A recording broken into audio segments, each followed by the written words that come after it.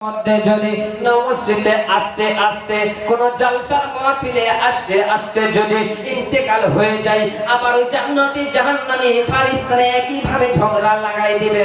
ঝগড়ার মাধ্যমে জান্নাতি ফারিস্তারা বলবে,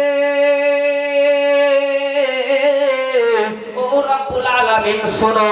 ও জান্নাতি ফারিস্তারা বলবে, ও রব্বুল আলামিন শোনো, ওই মানুষটা মাহফিলের মধ্যে যায় নাই, আর রাস্তার মধ্যে যেতে যেতে ইন্তেকাল হয়ে গেছে। আবার দড়িখানা মাহফিল থেকে বাড়ি পর্যন্ত পৌঁছে দেওয়া হবে, আর মাপার পরে দেখবে বাড়িটার অঙ্কটা বেশি হয়ে যাচ্ছে, মাহফিলের দিকে অঙ্কটা কম হয়ে যাচ্ছে। জান্নাতি ফারিস্তাকে বলবে, ও জান্নাতি ফারিস্তা শোনো,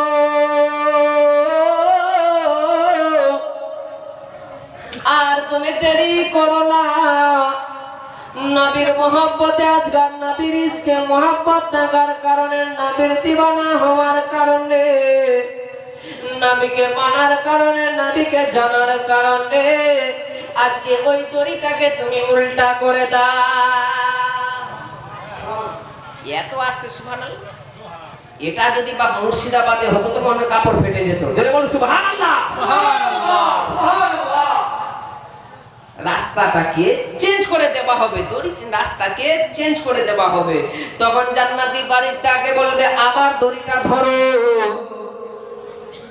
দড়ি ধরার কারণে দেখবে যে তার বাড়ির সংখ্যাটা কমে গেছে, মাহফিলের দিকের সংখ্যাটা বেশি হয়ে গেছে। তো জান্নাতি ফারিস্তাকে রব্বুল আলামিন বলবেন, ও রব্বুল আলামিন, জান্নাতি ফারিস্তা শুনো, তুমি যাও, চলে যাও, ওই নবীর মহব্বত করার কারণে তাকে তুমি জান্নাতুল ফিরদৌসের মধ্যে জায়গা দিয়ে দাও। বেরাদর মুসলমান, সোনার চাঁদ বাবাজি আমার, দয়ার নবী, মায়ার নবীর মহব্বত হওয়ার কারণে যদি পাকা সাচ্চা নবীর দিওয়ানা থাকে, নবীর সঙ্গে মহব্বত থাকে, নবীকে যদি হাজির ও নাজির মানে, এই মানুষগুলো যদি ইন্তেকাল হয়ে যায়, যদি কোনো ছেলের উপরে যদি আগুনে ঝাঁপ দিয়ে দেয়, এদের গায়ের পশম পর্যন্ত জ্বালাইতে পারবে না, এদের গায়ের পশম পর্যন্ত বাবা জ্বালাইতে পারবে না। সোনার চাঁদ মুসলমান বাবাজি আমার শুনো, একটি ইহুদি মহিলা ছিল। কোন মহিলা? ইহুদি, বেদিন মহিলা, হিন্দু মহিলা, বেদিন মহিলা, ইহুদি মহিলা, কলেমা পড়ে নাই, মুসলমান হয় নাই বাবা। ওই ইহুদি মহিলা নবীর সঙ্গে মহব্বত করার কারণে, নবীর সঙ্গে ইশক করার কারণে, নবীকে জানার কারণে ওই ইহুদি মহিলাটা চুপি চুপি করে কোরআন তেলাওয়াত করত, চুপি চুপি করে নামাজ পড়ত, চুপি চুপি করে কলেমা কিন্তু পড়ে নাই বাবা, চুপি চুপি করে আল্লাহর দেওয়া কোরআনকে তেলাওয়াত করত, চুপি চুপি করে কোরআনকে পড়ত, চুপি চুপি করে সূরা ফাতিহাকে পড়ত। এই পড়ার বরকতে নারে তাকবীর, নারে তাকবীর, নারে রিসালাত, নারে রিসালাত। মাসলাকে আলা হযরত, মাসলাকে আলা হযরত, বস্তি বস্তি কারিয়া কারিয়া, বস্তি বস্তি কারিয়া কারিয়া, হযরতুল আল্লামা মাওলানা হযরতুল আল্লামা মাওলানা আলাউদ্দিন দালালি সাহেব।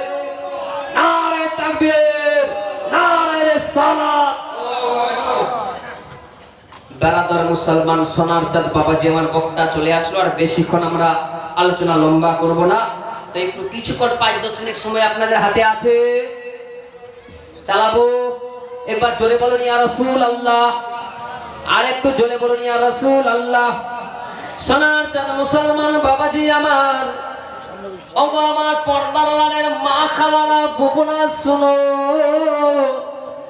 ওই ইহুদি মহিলা কলেমা পড়ে নাই, নামাজ পড়তো, রোজা রাখতো, এই হালতে তার একদিন বাবা ইন্তেকাল হয়ে গেছে। ইন্তেকাল হয়ে যাওয়ার পরে তাকে চিতার মধ্যে নিয়ে যাবে। কোথায় নিয়ে যাবানো হয়? কোথায়? ইহুদি যদি মারা যায় তাকে চিতায় নিয়ে যাওয়ানো হবে। সুন্দর করে ইহুদি তরিকা মতো গোসল দেওয়ানো হলো ইহুদি তরিকা মতো বাবা, ইহুদি তরিকা মতো তাকে গোসল দেওয়া হলো, ইহুদি তরিকা মতো তাকে সাজাইয়া দেওয়া হলো, ইহুদি তরিকা মতো তাকে সাজাই দেওয়ানো হলো, ইহুদি তরিকা মতো তাকে সুন্দরভাবে পরিষ্কার করে কাপড় দিয়ে দেওয়া হলো। কাপড় দেওয়ার পরে 7 বোঝা কাঠ নিয়ে নেওয়া হলো। 7 বোঝা কাঠ নেওয়ার পরে কয় বোঝা? কয় বোঝা? 7 বোঝা কাঠ। কয় বোঝা? 7 বোঝা কাঠ। 7 বোঝা লকড়ি নিয়ে গেল শ্মশানে। কোথায়? শ্মশানে। এখন বলবেন যে শ্মশানের কথায় জলসায় বলে কি হবে? শ্মশানের কথা জালসাই বললে কি হবে? দয়ার নবী মায়ার নবীর মহব্বত যার দিলের মধ্যে থেকে যাবে বাবা, এই রকমই তার কিয়ামতের দিন হাল হয়ে যাবে। সোনার চাঁদা মুসলমান বাবাজি আমার, 7 বোঝা কাঠকে যখন নিয়ে যাওয়ানো হলো, নিয়ে যাওয়ার পরে যখন কাঠ নিচে দিকে বিছাই দেওয়া হলো, ওই মহিলার বডির উপরে 1 টিন 7 টিন যেন ঘি লাগাই দেওয়া হলো, সরিষার তেল লাগাই দেওয়া হলো। লাগাই দেওয়ার পরে আবার কিছু কাঠ নিচে বিছিয়ে দেওয়া হলো। বিছিয়ে দেওয়ার পরে আবার ওই মহিলার উপর দিকে যেন আবার কিছু কাঠ যেন বিছিয়ে দেওয়া হলো। কাঠ বিছিয়ে দেওয়ার পরে আবার আগুন লাগিয়ে দেওয়া হলো। আগুন জ্বলতে জ্বলতে যেন পুরো আগুন জ্বলে শেষ হয়ে গেছে, কাঠ শেষ হয়ে গেছে। যেগুলো চুলির মধ্যে লোহা ছিল, ওই লোহাগুলো লালে লাল তাম্বা হয়ে গেছে, কিন্তু মহিলার একখানা পশম পর্যন্ত জ্বলেনি। একখানা পশম পর্যন্ত জ্বলেনি। কেন জ্বলেনি? সারা এলাকার পুরোহিতকে ডাকা হলো। পুরোহিতরা এসে হাজির হয়ে গেল। হাজির হয়ে যাওয়ার পরে একের পর এক মাজরা শোনাতে লাগলেন। বলে গো পুরোহিত শুনো, 7 বোঝা কাঠ জ্বালিয়ে দিলাম, শেষ হয়ে গেল, কিন্তু একখানা পশম জ্বালাইতে পারলাম না। পশম তো দূরের কথা, তার উপর যেটা কাপড় ঢাকা দিয়েছি, ওই কাপড়টাকে জ্বালাইতে পারলাম না। আবার অন্য চুরি করা হলো, আবার 7 বোঝা কাঠ চাপানো হলো, আবার বেশি করে তেল দেওয়া হলো, আবার কাঠ জ্বলে শেষ হয়ে গেল। শেষ হয়ে যাবার পরে কিন্তু এই মহিলার একখানা পশম জ্বলে না। আবার সব থেকে এলাকার মধ্যে সব থেকে বিশ্বাস যেটা সব থেকে বড় পুরোহিত, ওকে ডাকানো হলো। পুরোহিতকে ডাকানোর পরে বাবা শোনো, ওই পুরোহিতকে ডাকানোর পরে ওই পুরোহিত চলে আসলেন। আসার পরে যখন হয়রান হয়ে গেল, হয়রান হয়ে যাওয়ার পরে যখন মাথায় কোনো বুদ্ধি খেলে না, কেমন করে এই মহিলার বডিকে জ্বালানো যাবে, কেমন করে এই ইহুদি মহিলাকে জ্বালানো যাবে, যখন কোনো রাস্তা খুঁজে পাই না, আমার দয়ার নবী মায়ার নবীর মহব্বতের দিকে দৌড়াই গেল। তার আম্মা জানকে জিজ্ঞাসা করা হলো, ও ইহুদির মা, ও তার মহিলার আম্মা জান, তুমি বলো কেন মহিলা দুনিয়ার মধ্যে কি কাজ করত? আমি শুনেছি দুনিয়ার মধ্যে ওই মহিলাটা যখন বেঁচে ছিল, যখন দুনিয়ার মধ্যে ওই মহিলাটা বসবাস করত, তো মুখে শুধু শুনতাম, কোন কাজেই পড়তো বিসমিল্লাহির রহমানির রহিম। যেরকম সুবহানাল্লাহ এইগুলো পড়তো, সূরা ফাতিহা পড়তো, আলহামদুলিল্লাহি রাব্বিল আলামিন। আবার মুসলমানরা যেই রকম নামাজ পড়তো ওই রকম ভাবে বাবা নামাজ পড়তো। এই নামাজ পড়ার কারণে ইহুদি যতগুলো পুরোহিত ছিল, ওই পুরোহিতগুলো একের পর এক যখন হয়রান হয়ে যাওয়ার পরে বলতে লাগলেন, ওগো শুনো, এই মহিলাকে এমন করে জ্বালানো যাবে না, এই মহিলাকে এমন করে ভস্ম করা যাবে না। চলো আমরা ছুটে ওই দয়ার নবীর দিকে ছুটে দৌড়াতে চলে যাই। সকল পুরোহিত সহ দয়ার নবীর কাছে ছুটে চলে গেলেন। আর ছুটে যাওয়ার পরে দয়ার নবী মায়ার নবীকে বলতে মাজারা শুনিয়ে দিলেন। বলে ইয়া রাসূলুল্লাহ, হাবিবাল্লাহ, নবী গো, আপনি বলুন বলুন ইয়া রাসূলুল্লাহ হাবিবাল্লাহ নবী গো আপনি দয়া করে বলে দিন যে এমন জায়গাগুলোতে এমন জিনিসগুলো ঘটে গেছে 7 বোঝা কাঠ শেষ হয়ে গেল, একটা দুইটা নয় 7খানা চুলি শেষ হয়ে গেল, একের পর এক 7টা চুলি বদল করে দেওয়া হলো, কিন্তু তার বডিকে জ্বালাইতে পারলাম না। বডি তো দূরের কথা, একখানা পশম পর্যন্ত জ্বলে নাই, একখানা লোম পর্যন্ত জ্বলে নাই। বলে এই মহিলাটি দুনিয়ার মধ্যে কি করতেছিল?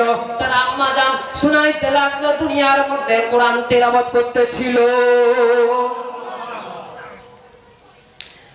দয়ার নবী মায়ার নবী মুস্তাফা মুর্তজা মুনাক্কার তোহা ইয়াসিন গায়েবের সংবাদদাতা নবী মুহাম্মদুর রাসূলুল্লাহ সাল্লাল্লাহু তাআলা আলাইহি ওয়াসাল্লাম বলেন, শুনো